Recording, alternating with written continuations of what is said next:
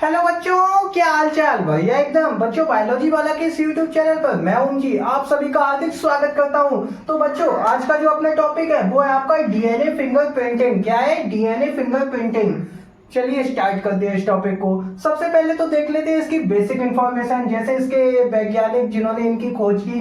तो बच्चों DNA fingerprinting की जो खोज की थी वो आपकी की थी एलिफ जेफरे साहब ने। किसने की थी? एलिफ जेफरे ने सर्वप्रथम इसे विकसित किया था इंग्लैंड में। कहां पर, किस जगह पर किया था इसको विकसित? इंग्लैंड में। डीएनए फिंगरप्रिंटिंग की खोज सर्वप्रथम एलिफ जेफरे ने इंग्लैंड में की थी, मतलब इंग्लैंड में इसको विकसित किया था। ठीक है। और फिर उसके बाद क्या हुआ था और इसका उपयोग किस लिए किया जाता है ये सब लोग पहले हम लोग बेसिक इंफॉर्मेशन में समझ लेते हैं। इसका जो यूज किया जाता है वो आपका ज्यादातर देखने को मिलता है जो पितृत्व के झगड़े होते हैं या फिर कोई खूनी बलात्कारी की पहचान करने के लिए। ठीक है, तो इसके यूज देख लेते हैं। पितृत्व के झगड़ों में इसका यूज किया जाता है, पितृत्व के झगड़ों में। ठीक है, नंबर एक तो ये हो गया। नंबर दो क्या हो जाएगा, मतलब एक यूज तो बताएंगे नहीं, कम से कम 3-4 यूज हम लोगों को बताने होंगे। तो दूसरा यूज इसका क्या हो जाएगा बताओ आप लोग कमेंट सेक्शन में। इसका दूसरा यूज हो जाएगा बच्चों खूनी बलात्कारी की पहचान करने के लिए। खूनी बलात्कारी की पहचान करने के लिए, इसके लिए भी डीएनए फिंगरप्रिंटिंग तकनीक का ही यूज किया जाता है की पहचान के लिए। ठीक है, चलिए नेक्स्ट की तरफ चलते हैं हम लोग। डीएनए फिंगरप्रिंटिंग के कितने चरण होते हैं इसको भी हम लोग समझ लेते हैं। तो डीएनए फिंगरप्रिंटिंग के कितने चरण होते हैं किसी को पता है? बताओ आप लोग, पता है किसी को? तो बच्चों डीएनए फिंगरप्रिंटिंग प्रक्रिया के जो चरण होते हैं वो आपके मुख्य रूप से 6 चरण होते हैं। कौन कौन से होते हैं? 6 चरण होते हैं। तो इसका पहला चरण क्या हो जाएगा? पहला चरण बच्चों हो जाता है कोशिका से डीएनए को पृथक करना। जैसे ये मानो ये कोई कोशिका है, इससे सबसे पहले डीएनए को निकाला जाएगा। किसको निकाला जाएगा? डीएनए को निकाल लिया जाएगा। ठीक है, सबसे पहले कोशिका से डीएनए को पृथक करना और फिर उसके बाद नेक्स्ट आपका क्या हो जाएगा? Restriction into nucleus. जिसे रिस्ट्रक्शन इंटू न्यूक्लियस को मतलब ये क्या होता है पता है किसी को? मैंने पिछले वीडियो में आपको डीएनए बारे में बताया था। क्या बताया था कि जो डीएनए को एंजाइम काटने में जो प्रयुक्त होता है, मतलब इसे डीएनए की आणविक कैंची भी कहते हैं। रिस्ट्रक्शन इंटू न्यूक्लियस को क्या कहते हैं? डीएनए की आणविक कैंची कहते हैं, आप लोग कह देंगे सर। ठीक है, तो इसकी सहायता से डीएनए को हम लोग विभिन्न खंडों में काट सकते हैं। तो डीएनए की कैंची के द्वारा या रिस्ट्रक्शन इंटू न्यूक्लियस के द्वारा इसको डीएनए को खंडों में काटना। ठीक है, और डीएनए खंडों का पृथक्करण, फिर इसके बाद जब ये कट जाएंगे तब इन्हें छोटे छोटे डीएनए खंडों को अलग अलग कर लेना। ठीक है, अलग अलग कर लेना और उसके बाद क्या करना है? पृथक हुए डीएनए खंडों को जेल इलेक्ट्रोफोरेसिस विधि द्वारा स्थानांतरित करना। मतलब उसमें क्या किया जाता है? जेल इलेक्ट्रोफोरेसिस एक विधि होती है, इसमें आपके डीएनए खंडों को पहले इसमें रखा जाता है और उसे कुछ विद्युत माध्यम से गुजारा जाता है। तो जो ज्यादा लंबे डीएनए खंड होते हैं वो आगे पहुंच जाते हैं, छोटे वाले पीछे हो जाते हैं, या छोटे वाले आगे पहुंच जाएंगे तो लंबे वाले पीछे हो जाएंगे। समझ में आ गया आप लोगों को?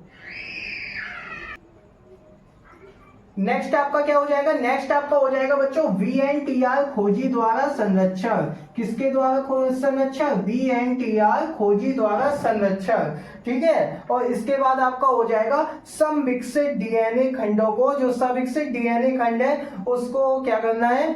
सविकसित डीएनए खंडों की ऑटो रेडियोग्राफी द्वारा जांच करना। हाँ तो बच्चों अब बात कर लेते हैं कि अब इसको लिखना कैसे है। चलिए अब डीएनए फिंगरप्रिंट को हम लिखना बताते हैं, क्योंकि ये 5 मार्क्स का तो पूछा ही जाता है। तो चलिए अब इसको लिखना बताते हैं। कितने मार्क्स का पूछा जाता है बच्चों? 5 मार्क्स का। तो सबसे पहले इस पे लिखेंगे कि डीएनए फिंगरप्रिंटिंग तकनीक को सर्वप्रथम एलिफ जेफरे ने इंग्लैंड में विकसित किया था। एलिफ जेफरे कौन थे? वैज्ञानिक थे। कौन थे? Elif Jeffrey. लिख देते हैं यहाँ पे नाम, एलिफ जेफरे। ठीक है। डीएनए फिंगरप्रिंटिंग तकनीक को सर्वप्रथम एलेफ जेफरे ने इंग्लैंड में विकसित किया था। इसकी सहायता से मूल आनुवंशिक पदार्थ यानी कि डीएनए में मूल आनुवंशिक पदार्थ में विभिन्न विभिन्नताओं को देखा जा सकता था। समझ गए आप लोग? मूल डीएनए फिंगरप्रिंटिंग के द्वारा किसमें विभिन्नताओं को देखा जाएगा भाई? डीएनए के तो देखा जाएगा। तो इसकी सहायता से विभिन्न आनुवंशिक पदार्थ में विभिन्न विभिन्नताओं को देखा जा सकता था। ठीक है, समझ गए आप लोग? इसी टाइप से आपको लिखना है। प्रत्येक जीवधारी की सभी कोशिकाओं में एक जैसा डीएनए पाया जाता है। ठीक है, जैसे कोई भी जीवधारी बना हुआ है, चाहे वो मनुष्य हो या वो जानवर हो या वो पादप हो, जीवों में एक जैसा ही डीएनए पाया जाता है। ठीक है, प्रत्येक जीवधारी की कोशिकाओं में एक जैसा डीएनए पाया जाता है। डीएनए के कारण ही एक व्यक्ति दूसरे व्यक्ति से भिन्न होता है। अर्थात डीएनए फिंगरप्रिंटिंग द्वारा डीएनए में उपस्थित उन क्षेत्रों की पहचान की जाती है जो एक व्यक्ति से दूसरे व्यक्ति में किसी भी मात्रा में भिन्नता को दर्शाते हैं। कैसी? एक व्यक्ति से दूसरे व्यक्ति में किसी भी मात्रा में भिन्नता को दर्शाते हैं बच्चों। ठीक है, तो डीएनए फिंगरप्रिंटिंग प्रक्रिया के चरण कौन कौन से हैं वो भी हम लोग देख लेते हैं। डीएनए फिंगरप्रिंटिंग प्रक्रिया के निम्न चरण है। 6 नहीं लिखना है, सीधे आपको लिखना है डीएनए फिंगरप्रिंटिंग प्रक्रिया के निम्न चरण है। कौन कौन से हैं? नंबर 1 पे देख लेते हैं कौन सा है। नंबर 1 पे बच्चों आपका आ जाएगा कोशिका से डीएनए को पृथक करना। जैसे ये कोशिका है, इससे सबसे पहले डीएनए को निकाल लेंगे। कोशिका से डीएनए को पृथक करना, ये अपना डीएनए आ गया। अब उसके बाद क्या करेंगे?